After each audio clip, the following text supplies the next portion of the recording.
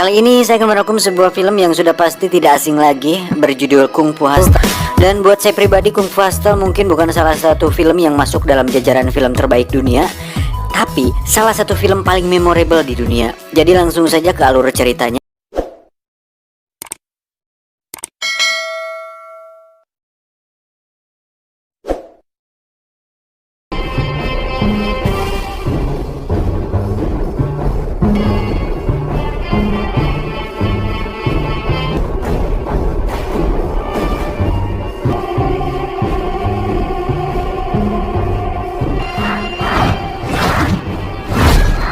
Alur cerita dimulai dengan latar sebuah kantor polisi di mana Bapak Inspektur berikut staf di sana semua terdiam ketika menyaksikan Big Boss dari geng urat madu yang sedang mengamuk karena istri mudanya ditangkap dan diduga mendapat perlakuan tidak adil oleh kepolisian.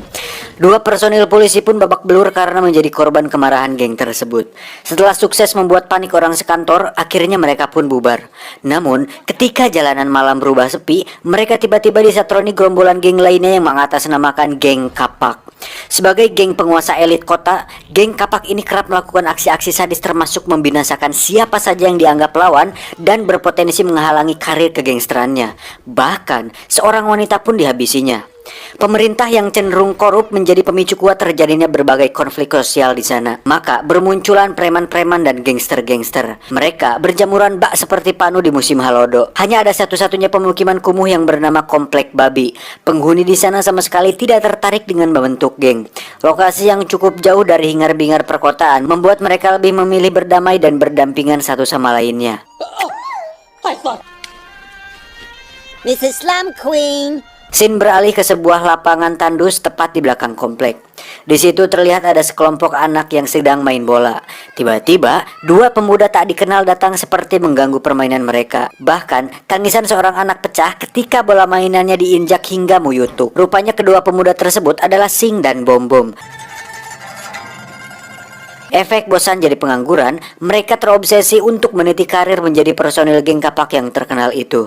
Tiba di Gabura Komplek, mereka berlaga layaknya gangster profesional. Bermodal tato gambar Kapak, mereka dengan percaya diri mencoba memalak seorang tukang cukur di sana. Namun, hal tersebut sepertinya tidak berjalan mulus. Sing yang agak konyol pun mendapatkan pelajaran keras dari sang ibu juragan dan sandal jepit itu berkali-kali menghantam pipinya. Pura-pura mengundang bala bantuan, Sing menyulut sebuah petasan kemudian melemparnya. Tak diduga, petasan itu justru mendarat di kepala salah seorang anggota geng. Dan celakanya, merekalah geng Kapak yang sebenarnya. Dengan cerdik, Sing membela dirinya dan menunjuk ke arah warga kompleks seolah merekalah pelakunya. Namun di luar dugaan, kejadian tersebut ternyata adalah awal dari berakhirnya kedamaian di rusun mereka. Entah bagaimana caranya, saat salah satu anggota akan mengapa kepala si tukang cukur, tiba-tiba dia terlihat sudah berada di tong sampah dengan keadaan patah tulang. Kejadian tersebut sontak membuat mereka miris ketakutan, lantas mengundang bala bantuan dengan khas uniknya. Sementara itu sang primadona komplek dan lugu tengah mempersolek dirinya di depan cermin kamarnya. Tiba-tiba konsentrasinya terganggu saat geng Kapak mengobrak-ngabrik rusun mereka.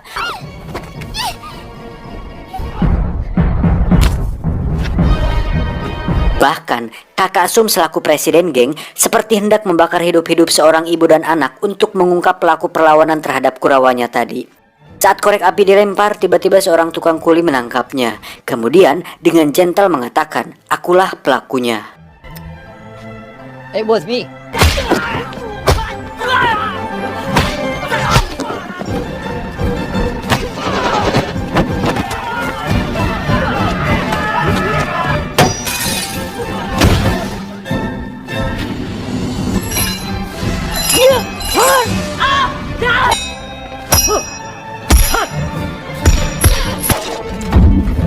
Dari situ terjadilah pertarungan di mana tiga anggota dari rusun berhasil mengalahkan hampir semua anggota geng yang ada.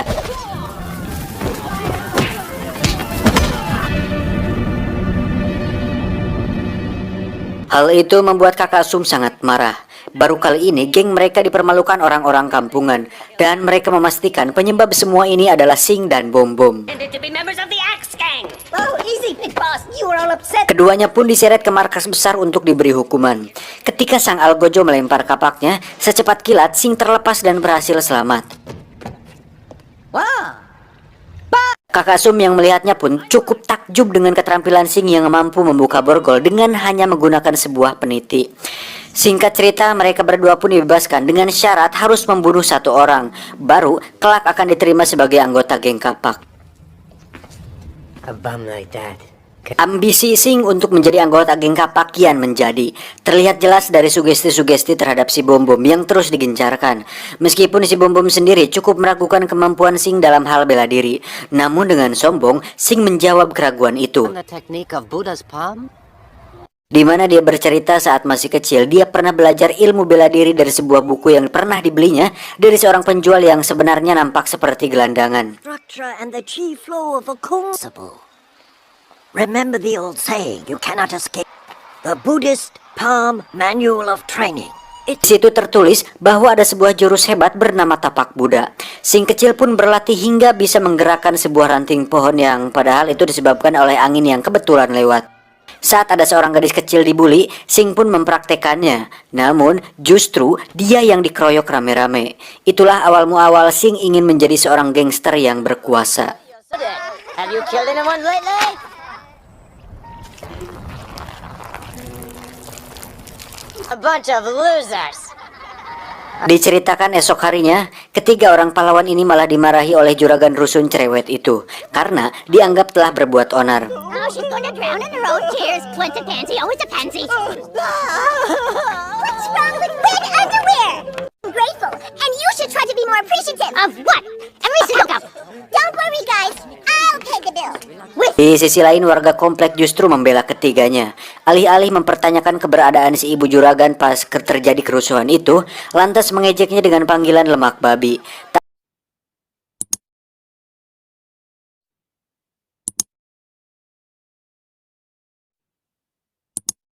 Tak terima diajak warganya, dia langsung teriak. Namun, teriakannya itulah yang membuat gendang telinga hancur, bahkan gelas pun pecah. Di sisi lain, Sing yang sedari tadi mengendap-endap dari kejauhan tak tahan mendengar nyanyiannya. Namun, ambisinya yang semakin kuat menjadikan kesempatan ini untuk sebuah percobaan pembunuhan. Namun apa yang terjadi? Bidikannya malah meleset 180 derajat. Hal sama pun kembali dialami si Bom Bom.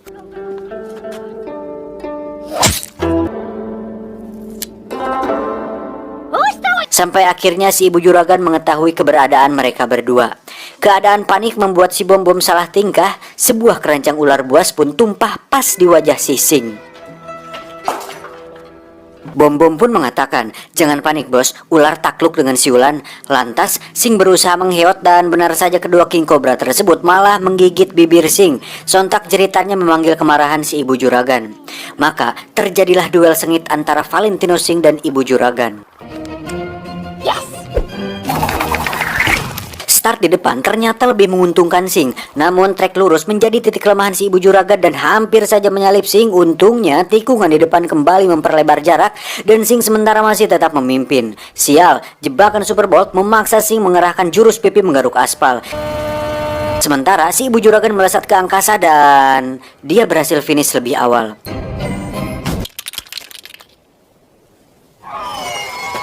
Kombinasi antara letih dan rasa sakit pasca kejadian itu ternyata mengakibatkan kekuatan alami Sing mulai muncul.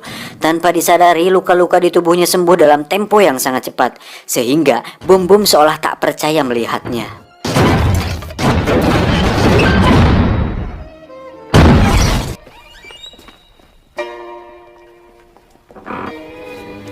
What are you doing here? Waiting for your wounds.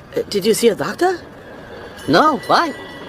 Sin kembali beralih ke markas besar geng kapak di mana dua orang pendekar kecapi datang sebagai tenaga profesional dan sengaja di-booking oleh Kakak Sum untuk membayar kekalahannya tempo hari. Need some professional advice. The number one, expensive but totally reliable. They're worth every penny. Semenjak itulah terungkap bahwa faktanya di komplek kumuh itu terdapat beberapa jawara kungfu hebat seperti si tendangan 12, si pukulan tangan besi, dan si tongkat 6 penjuru. Namun mereka seperti telah mengubur dalam-dalam identitas asli mereka di balik aktivitasnya. Hinggalah di suatu malam mereka bertiga berpamitan karena telah diusir oleh si ibu juragan. Someday. I wish I had... Why don't we spa a little? No, thank you.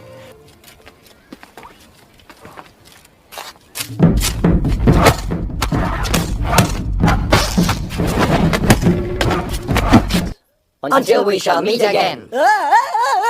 Di luar dugaan, malam itu akan menjadi sebuah bencana tatkala para pendekar kecapi tadi berhasil menerobos ke dalam komplek dan menebas kepala si tendangan 12 hingga terputus jatuh ke tanah.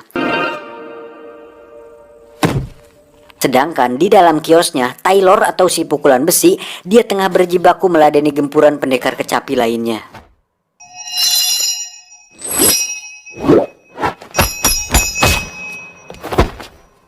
Namun tak cukup sampai di situ, pertarungan pun dilanjutkan di luar tepat di tengah rusun tersebut. Sebetan demi sebetan pedang bertubi-tubi menyambar dan muncul dari setiap petikan kecapi. Hal ini cukup membuat Taylor kewalahan.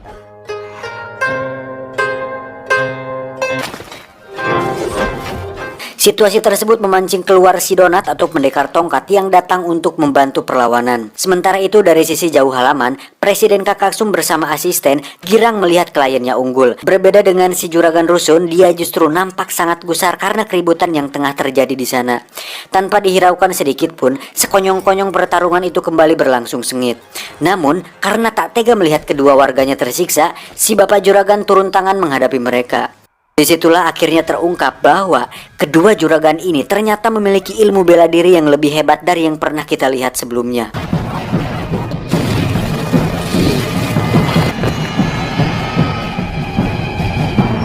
Disusul dari jurus auman singa dari si ibu, kedua pendekar kecapi itu kedodoran meladeni kehebatan kungfu pasangan tuan tanah ini. Mau tidak mau mereka harus menyerah dalam keadaan buligir dan hanya menyisakan kolor jinah di tubuh keduanya. Singkat cerita, Kakaksum sedang dalam perjalanan pulang. Raut panik jelas terlihat di wajahnya dan ajudannya itu. Dipertegang lagi dengan sebuah insiden kecil terjadi karena keteledoran sang ajudan yang mengakibatkan kepala Kakaksum terbakar dan menyebabkan mobilnya ngebul.